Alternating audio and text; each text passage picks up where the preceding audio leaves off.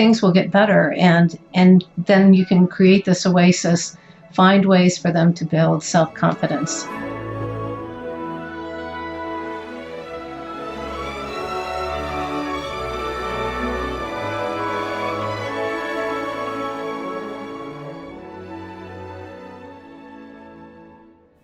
Hello, and welcome to the Arts of Language podcast with Andrew Pudewa, founder of the Institute for Excellence in Writing, or as many like to say, IEW. My name is Julie Walker, and I'm honored to serve Andrew and IEW as the Chief Marketing Officer. Our goal is to equip teachers and teaching parents with methods and materials which will aid them in training their students to become confident and competent communicators and thinkers.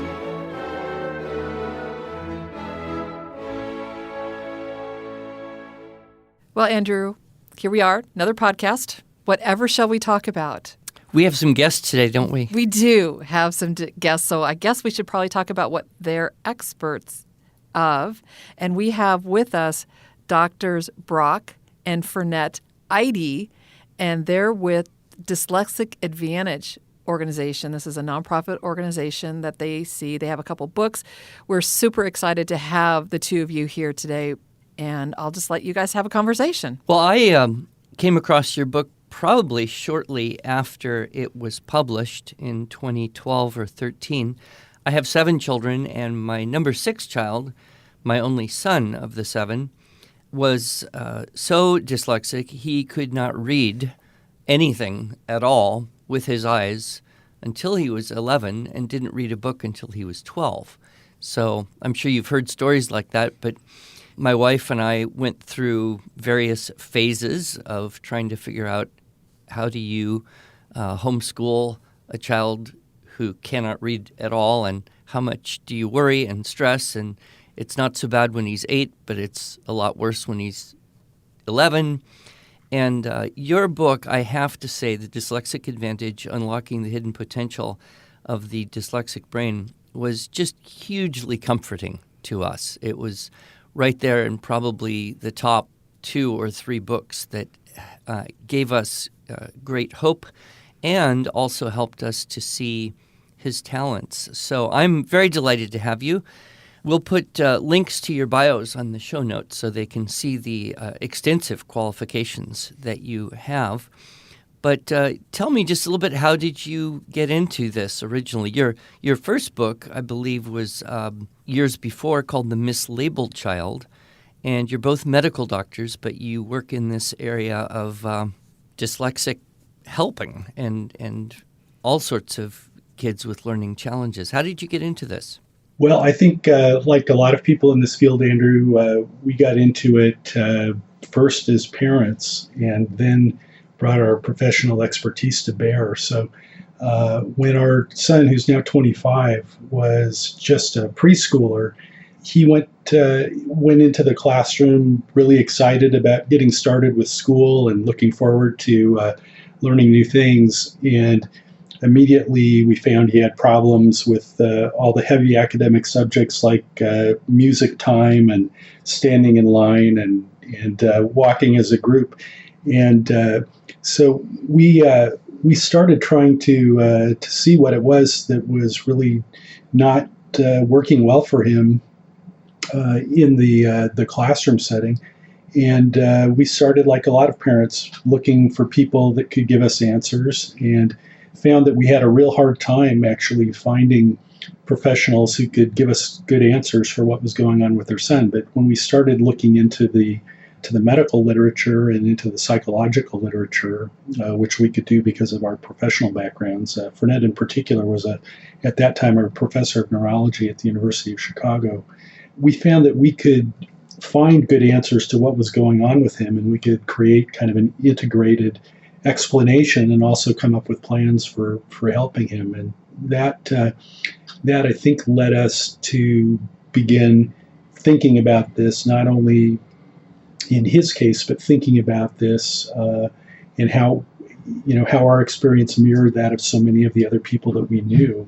And we thought that we could really add something to the field by bringing kind of an integrated approach that brought together the kind of the deep diffuse research from all these different fields of brain science into clinical practice and into education.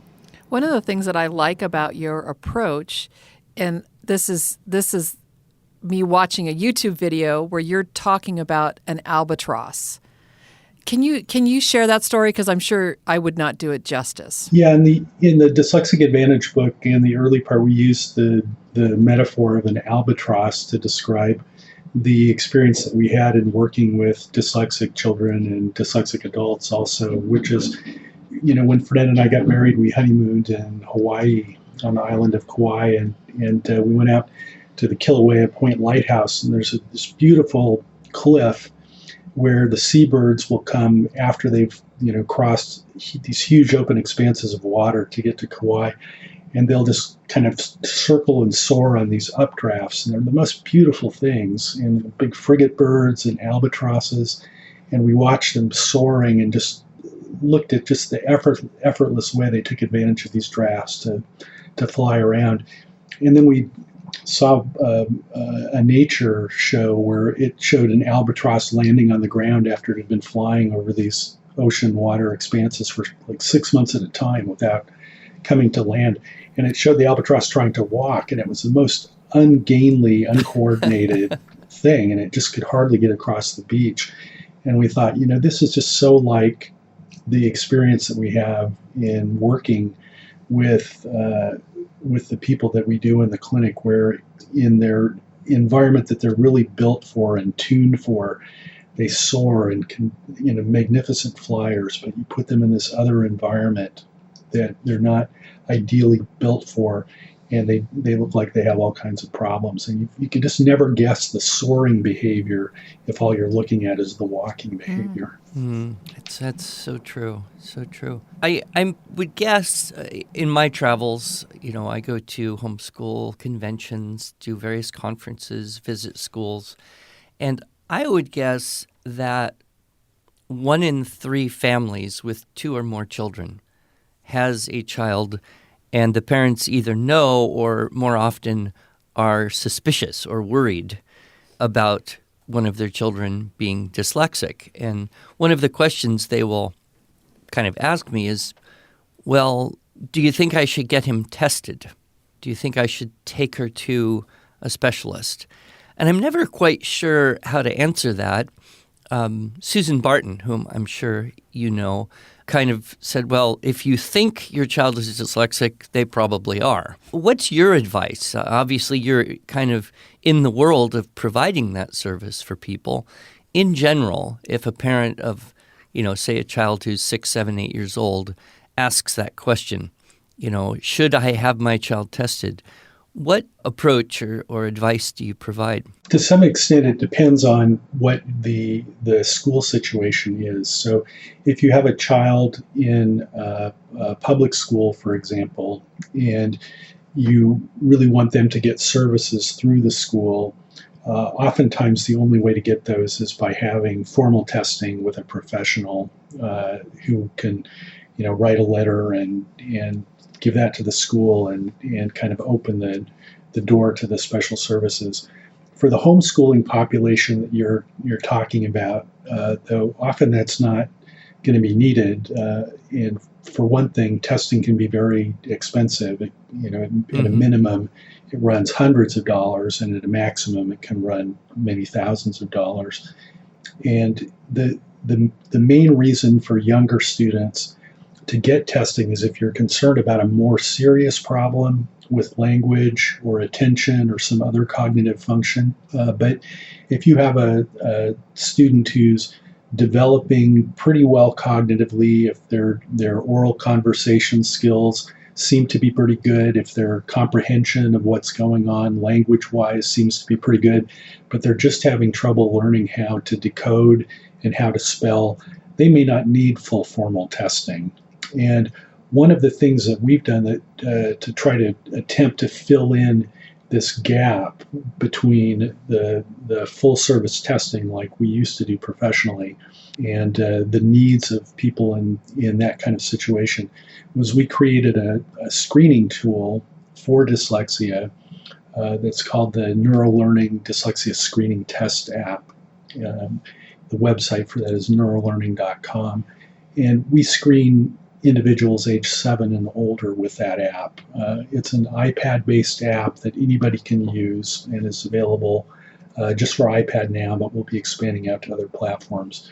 And the idea behind that, the testing that we do is dyslexia challenges with decoding and with spelling are caused by differences in the way dyslexic brains process information.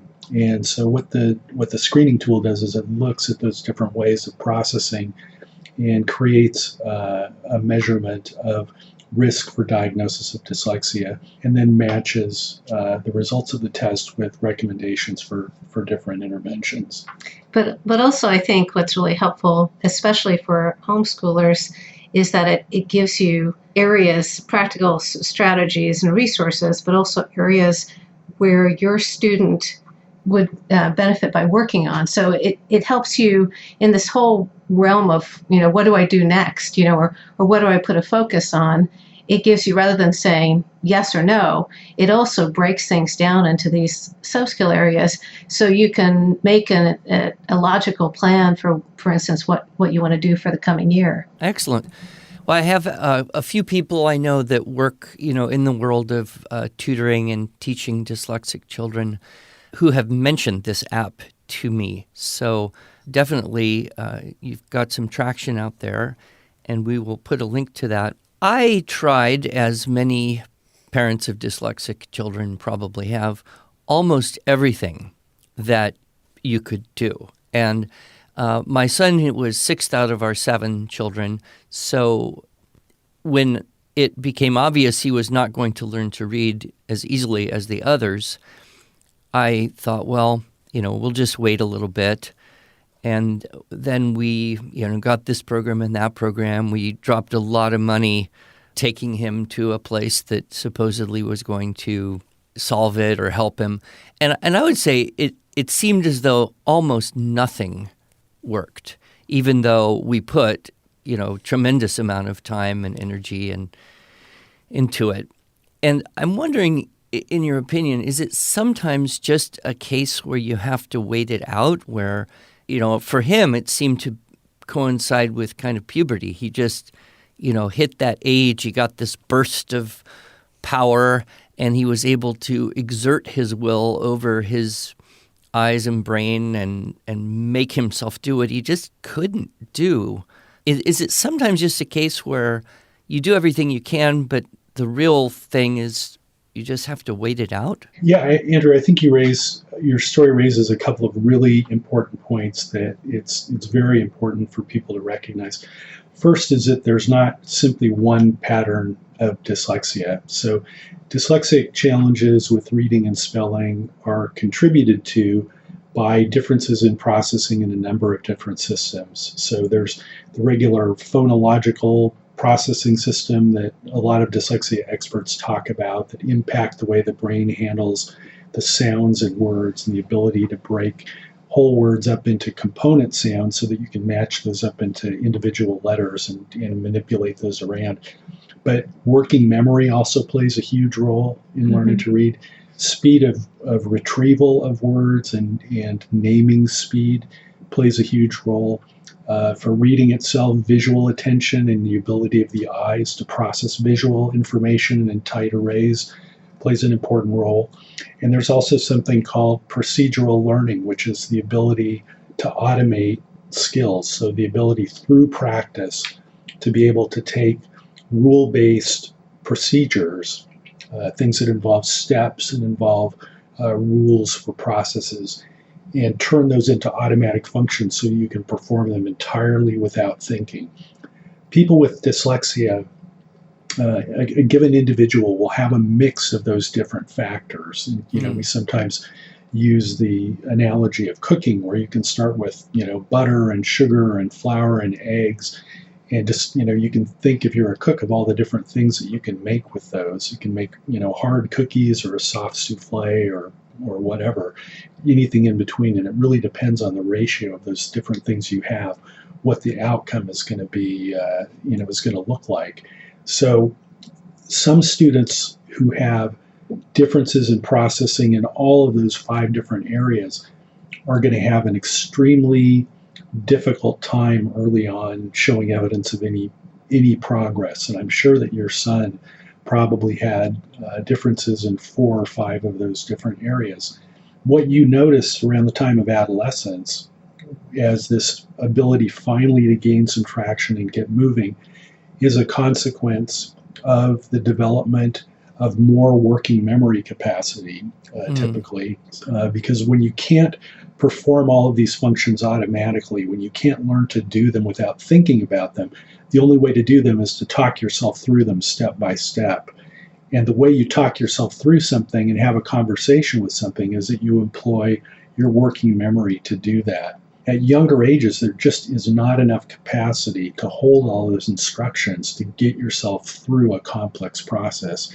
But as you get older, you keep getting these upgrades, and you can run more and more complex processes like this. So it doesn't mean that all the work that you do at the earlier stages is completely non-productive, but it means that you're not necessarily going to see the results of those efforts right away. So at younger ages, you can still make good progress in working on some of the phonological or sound processing impairments, even though you're not seeing that contribute to success in reading right away.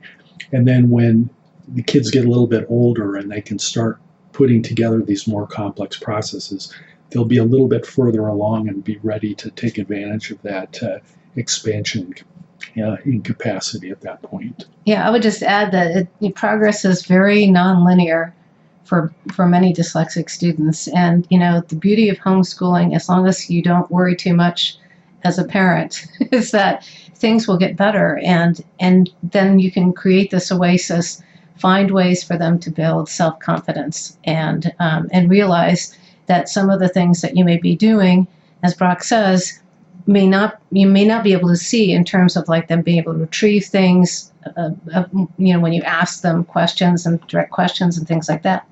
But actually that familiarity is actually building things in so that you'll see a big boost later. Yeah, I think that does explain. I was always kind of amazed at it all happened almost all at once. Within a period of 6 months, he went from basically struggling with words like cat and mom and the to reading. I think the first book he read was probably grade 5, 6 reading level. And it's kind of like it all clicked at once.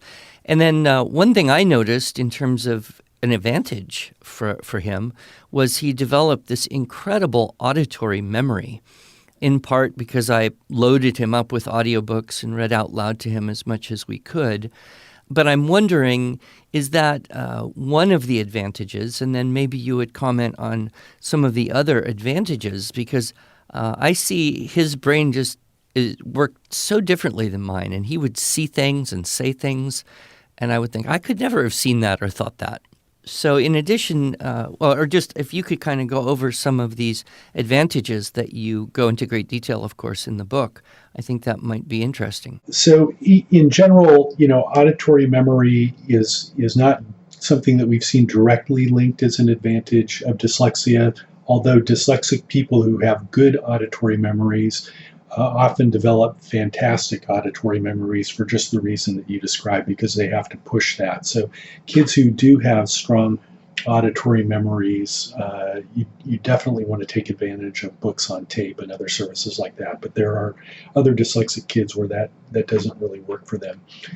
But the big advantages that we've noticed and that we wrote about in the Dyslexic Advantage book were advantages in spatial reasoning ability, advantages in systems-based thinking, or ability to see connections and patterns and relationships between things, the ability to form strong personal memories of things and to learn from experience, personal experience and encounters with things, and then the ability to make mental projections, to figure out how things that work will work out over time, or may have been working in the past to lead to the current setting. So to take a process and then make a projection based on how that'll look over time. And we call those 4 strengths the mind strengths. And the terms that we used for those were M was for material reasoning, so reasoning about objects in space and physical objects. I for interconnected reasoning, or seeing the connections between things and how systems work. N for narrative reasoning and understanding things on the basis of experience and coming up with a story about something and thinking about actual settings rather than abstractions. And then D for dynamic reasoning, which is that ability to see how things play out in action and over time. My son pointed out to me that a disproportionately high percentage of entrepreneurs are dyslexic. Your son is entirely right, and there's a number of studies that have demonstrated this, and the numbers are probably somewhere in the range of 3 times as many successful entrepreneurs are dyslexic as one would expect on the basis of representation in the population. One little side note, my son last year, he just turned 23. Last year, I had to cancel going to a convention, and I asked the organizer, could he come and do a talk in my place, in one of my slots? And she said, oh yeah, that'd be great. So he went and he did a talk, growing up dyslexic or something like that, and it was very well attended. And he studied he wrote his talk with your book as one of his primary sources to help him be able to articulate his experience. And I believe he had them both laughing and crying, and I received so much positive feedback. So, well, and I just want to chime in here. We were not able to get a good recording of that talk. Yes. But we were able to get him as a guest on our podcast. So we do have that. Oh, we'd love to share that with our community. They'd love to hear it. Well, we can link to that. I would like to hear a bit about how I was perusing your website, and obviously anything with writing would immediately grab my attention. There's so much there. You really have very, very rich resources. But you have a thing called the Fernette Eide Young Writers Awards, which evidently you publish in a magazine of sorts. Writing, I would assume, from dyslexic children all over the country or the world. Can you tell us a little bit about how that came to be and what are the parameters for it? Well, it was inspired by our daughter, who we lost from cancer at the age of 17.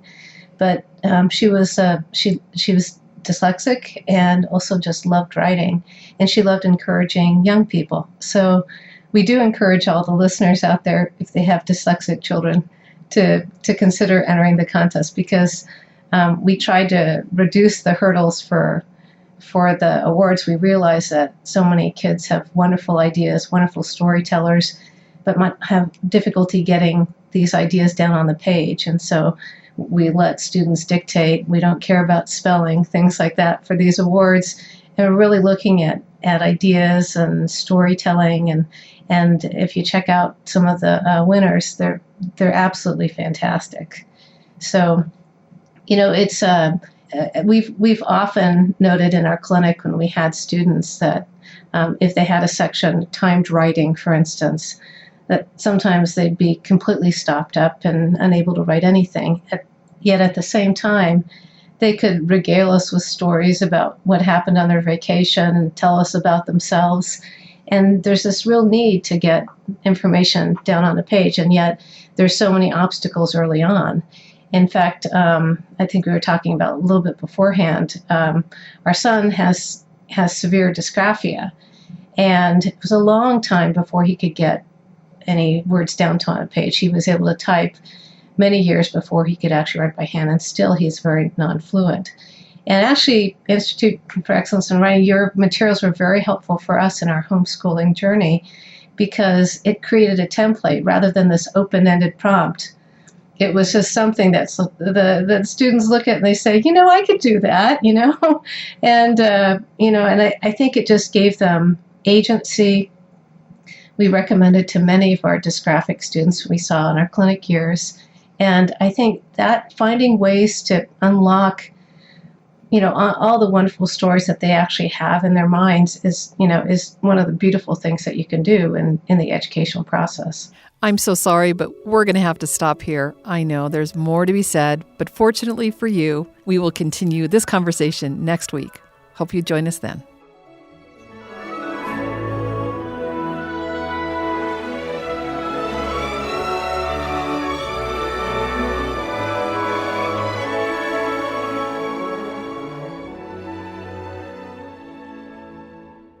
Thanks so much for joining us.